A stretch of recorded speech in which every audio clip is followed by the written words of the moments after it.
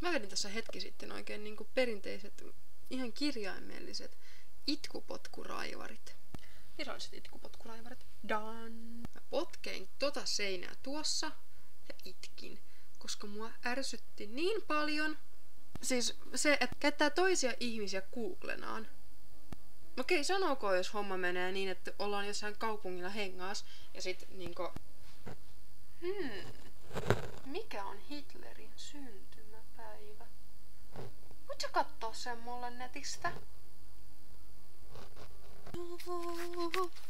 Mut joo, kyseessä oli siis se, että mä virittelin kameran, joka siis on muuten minun läppärini, jos ette ole vielä tajunneet kuvan laadusta, tuonne.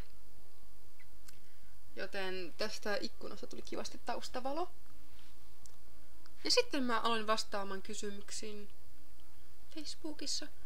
Ja sitten aurinko laski tuonne puiden taakse. Ja video jäi tekemättä.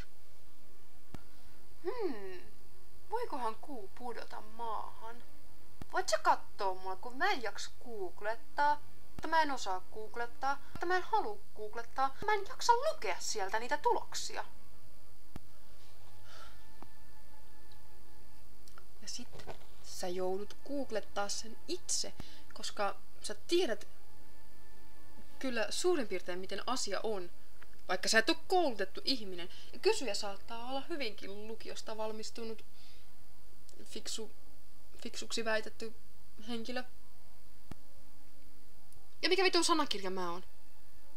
Joo, mä oon opiskellut japanin kieltä, ranskan kieltä, ruotsin kieltä, englantia.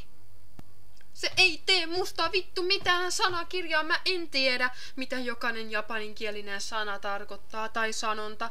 Mut mä osaan googlettaa ne. Mä osaan selittää sulle sitten, miten ne tarkoittaa, koska vittu mä luin ne joltain sivustolta, jonka mä googletin. Miksi sä et voi itse tehdä niin, saatana? Lopettakaa!